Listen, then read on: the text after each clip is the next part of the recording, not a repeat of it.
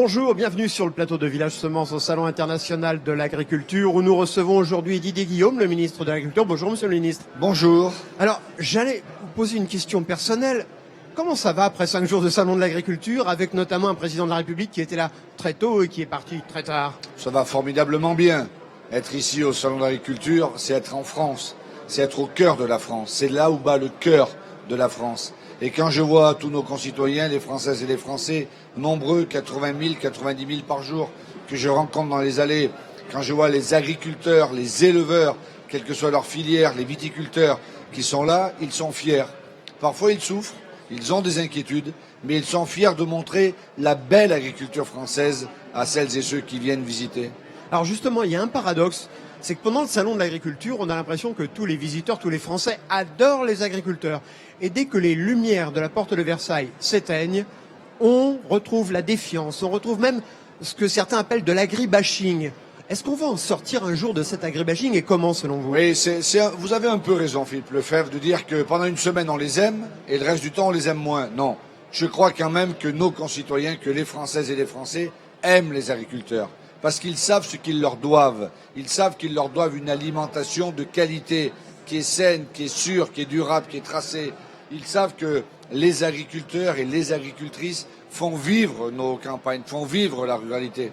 Mais en même temps, la société demande beaucoup. Et parfois, on a le sentiment, les agriculteurs ont le sentiment qu'on leur en demande trop. Il n'y a pas une autre filière économique en France à qui on a autant demandé et qui a autant changé, à part la sidérurgie et l'industrie textile. Or aujourd'hui, il faut vivre avec l'agriculture, avec son temps, il faut vivre avec la fin de la dépendance aux produits phytopharmaceutiques, il faut vivre avec la transition agroécologique, elle est absolument indispensable, il faut vivre avec le bien-être animal, c'est essentiel, mais les agriculteurs, ça fait longtemps qu'ils ont compris cela, ça fait longtemps qu'ils sont en train de muter. Il n'y a jamais eu autant de fermes bio. Nous en sommes à 10%. On en est à 7,5% de la surface agricole utile. Une exploitation agricole sur 2 est en haute valeur environnementale. Les choses bougent. Mais ce message, il passe pas dans le grand public. Mais le message ne passe pas dans le grand public et c'est bien dommage. Alors, c'est le travail que nous faisons au salon. C'est ce que je fais tous les jours avec ce que j'appelle la positive agriculture. Il faut positiver sans cesse. Mais il ne faut pas mettre la poussière sous le tapis. Il faut avoir le courage de dire les choses. Lorsque nous parlons de produits phytosanitaires et qu'en 2018, il a été acheté plus de produits phytosanitaires qu'en 2017, ça ne va pas dans la bonne direction. Il y a des explications. Mais il faut accepter la science. Lorsque le Conseil d'État condamne la France et dit vous ne protégez pas assez les riverains et il faut mettre en place des ZNT, des zones de non-traitement, les agriculteurs ou certains agriculteurs prennent cela comme une attaque directe, personnelle. Or, il faut aller dans cette direction. Mais il ne faut pas que parallèlement, on dise tel maire ou telle maire dise je vais mettre une zone de 150 mètres que nous attaquons au tribunal. Et d'ailleurs, ils sont déboutés. Il faut faire s'appuyer sur la science. Et ce que je souhaite, si vous le permettez, un dernier mot là-dessus, ce que je souhaite, et ce que nous souhaitons au niveau du ministère de l'Agriculture et de l'Alimentation, ce que souhaite le président de la République, c'est que la science, rien que la science, toute la science, nous dise ce qu'il en est réellement, des risques ou non de tous les sujets que nous venons d'évoquer. Alors justement, on va rester sur ces sujets parce qu'il y a quelque chose qui a été assez peu apprécié par les agriculteurs, c'est cette décision du Conseil d'État sur la mutagénèse, on va dire, qui consiste à dire tout ce qui a été fait depuis des années en matière de sélection variétale, ça revient à être un OGM, donc c'est interdit. Est-ce qu'on ne s'est pas tiré une énorme balle dans le pied? Je ne peux pas répondre à cette question par l'indépendance des pouvoirs et du Conseil d'État qui est l'autorité administrative la plus importante de France. Mais nous sommes le seul pays en Europe à avoir eu cette décision.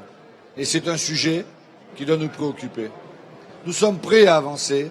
Le gouvernement veut avancer sur la science, mais la décision qui a été prise là, et que je n'ai pas à contester, nous pose souci. Donc nous réfléchissons à voir comment nous pouvons remettre ce débat à l'échelle européenne pour qu'il n'y ait pas de distorsion de concurrence. Parce que voyez-vous, parfois lorsque des États prennent des décisions, ça a pu nous arriver, nous nous mettons peut-être en distorsion de concurrence. Et mettre notre agriculture, l'équilibre économique de notre agriculture en distorsion de concurrence avec nos voisins ou avec d'autres. Mais nos principaux concurrents, c'est pas outre-Atlantique, c'est pas l'Asie, ce sont les États membres de l'Europe. C'est la raison pour laquelle il faut que ces distorsions de concurrence arrêtent, on arrive à les enlever totalement. Et pour ce faire, il faut lutter pour des meilleures normes sociales, environnementales, économiques à l'échelle de l'Europe, qui soient les mêmes pour tout le monde. Alors ça nous amène justement à parler de l'Europe post-Brexit, donc sans les Britanniques. On peut penser qu'il y a moins d'argent dans les caisses de l'Union européenne. Est-ce que ça risque de pénaliser les agriculteurs européens et a fortiori les agriculteurs français? Oui, ça risque effectivement. C'est un drame. C'est la première fois qu'un peuple souverain, et je n'ai pas à juger, a décidé de quitter l'Union européenne. Les Britanniques, c'est une île, c'est pas nous, c'est pas comme nous, mais décident de quitter l'Union européenne. C'est leur choix, il est respectable. Maintenant, il faut travailler à la suite et à la négociation. À partir du moment où les Britanniques quittent l'Union européenne, effectivement, leur contribution quitte le budget de l'Union européenne. Donc, le montant de la politique agricole commune va baisser du montant de la contribution britannique. Or, certains pays du nord de l'Europe, le Danemark, les Pays-Bas et d'autres, souhaitent baisser le budget de la politique agricole commune au profit d'autres politiques européennes, les réfugiés, les migrations, les fonds de cohésion, etc. La position de la France est non.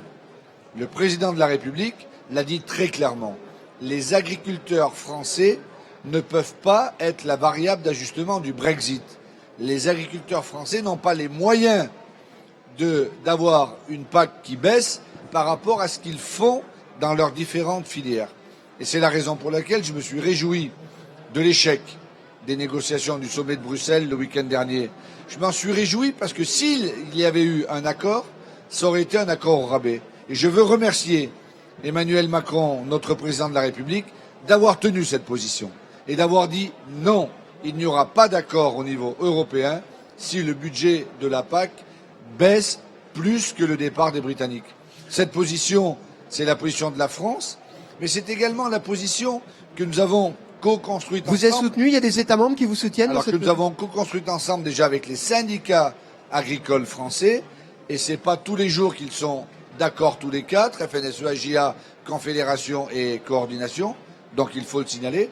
Et au niveau européen, il y a une petite vingtaine d'États qui est sur cette position. Il faut aller plus loin.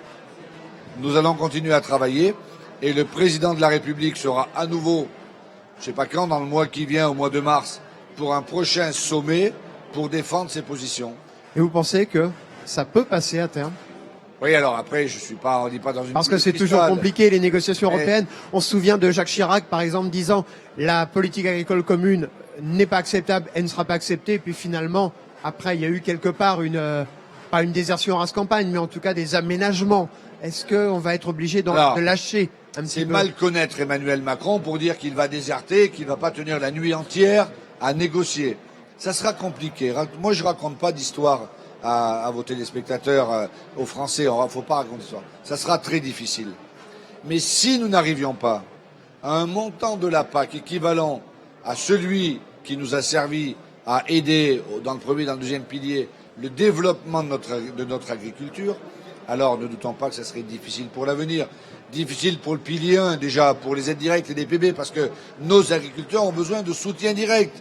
Mais dans le premier pilier, nous mettons des éco-schémas, des éco-schemes obligatoires pour les États qui vont faire cette transition agroécologique. Si le deuxième pilier venait à baisser, les cofinancements avec les régions seraient mis à mal. Je vais tout à l'heure voir des régions, notamment la région Bretagne. Ce serait pas bien, mais ce serait moins d'argent pour l'installation. Mais ce serait moins d'argent pour les aides couplées, pour les ICHN. Vous voyez, tout cela est lié. Et puis nous avons la chance qu'avec la nouvelle Commission européenne et la présidente Ursula von der Leyen, il y a le New Green Deal qui est arrivé. Et bien ce New Green Deal, ça ne doit pas être un handicap. Il ne doit pas prendre sous la PAC, ça doit être en plus. Et donc la France se bat pour à la fois obtenir le budget de la PAC conséquent et parallèlement que dans le New Green Deal, nous puissions avoir des aides pour avancer dans 2 ou 3 directions. Il y a 2 sujets qui nous importent beaucoup pour l'intérêt de notre souveraineté. Souveraineté alimentaire, c'est la mise en place d'un plan protéique européen pour avoir notre autosuffisance protéique ou protéinique pour la nourriture animale Et pour la nourriture humaine, on va arrêter d'importer des tourteaux de soja OGM des États-Unis ou d'Amérique comme on le fait aujourd'hui pour produire nos propres protéines. L'Europe y est presque prête, la France est moteur, nous y allons. Et ça, c'est quelque chose d'important. Et le deuxième sujet, c'est ce qu'on appelle en bon français une task force alimentaire, c'est-à-dire une autorité de contrôle européenne pour contrôler la qualité sanitaire des produits qui entrent en Europe de l'extérieur, mais qui circulent à l'intérieur de l'Union européenne. C'est indispensable. Justement, cette task force, est-ce qu'elle sera aussi amenée à travailler sur les produits venant de Grande-Bretagne? Elle sera amenée à travailler sur tous les produits, mais les produits venant de Grande-Bretagne, ce sont les contrôleurs sanitaires du ministère de l'Agriculture, avec les douaniers de Bercy, qui vont faire ces contrôles. Évidemment, la Grande-Bretagne devient un pays tiers. Donc un produit qui vient de Grande-Bretagne, c'est comme s'il vient d'Indonésie ou c'est comme s'il vient d'Amérique. La Grande-Bretagne est désormais un pays tiers. À l'intérieur de l'Europe, il y a la libre circulation des hommes et des marchandises, des humains et des marchandises. Avec la Grande-Bretagne, il y aura des contrôles. Alors, du jour au lendemain, le 1er janvier 2021, tout ne va pas être changé, évidemment.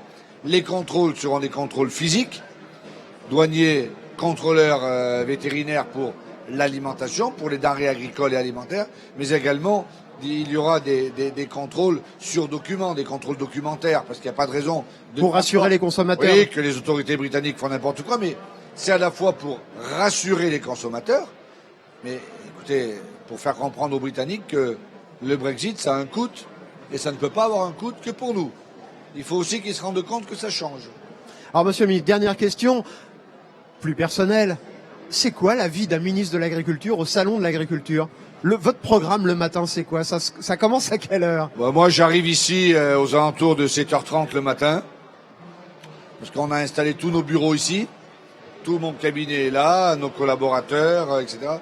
Et j'y reste souvent jusqu'à point d'heure, si je peux vous faire une confidence. Les programmes se terminent vers 22h. Puis après, souvent, il y a un pot, vous savez, on est invité dans les régions, on est invité sur les stands des éleveurs. Je suis invité dans tel ou tel endroit. Des belles rencontres. Et j'y vais. Mais ce sont des rencontres formidables. Moi, je me régale. Ce salon, ça fait 1 an que je le languissais. Ça fait 1 an qu'il me tardait qu'il revienne. Moi, j'aime être au contact du peuple, au contact de nos concitoyens et surtout au contact de nos agriculteurs qui sont des gens formidables. J'aime l'agriculture et j'aime les paysans. J'aime les agriculteurs et les agricultrices. C'est un moment où on entend plein de choses. Vous savez, je vous le disais en introduction de notre discussion et je vais conclure peut-être là-dessus. Les agriculteurs s'interrogent sur leur visibilité, sont inquiets pour leur retraite, se demandent comment ils vont boucler les fins de mois, se disent qu'on ne les aime pas, qu'on les oblige à faire des choses.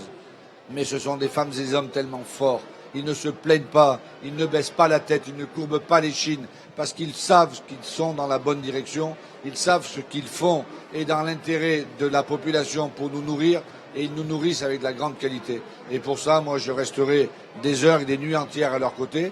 En tout cas, je porte une politique proposée par le président de la République de transformation de notre agriculture, de transition agroécologique qui doit s'appuyer à la fois sur la science et sur la viabilité économique des exploitations. C'est ce que je leur dis. Mais je porte aussi la volonté de leur dire nous sommes avec vous, nous vous accompagnons, faites-nous confiance, nous vous aidons à faire cette transition. Merci beaucoup Didier Guillaume de nous avoir rejoints sur le plateau de Village Semence. Je vous dis bonne fin de salon. Merci beaucoup. À bientôt. À bientôt.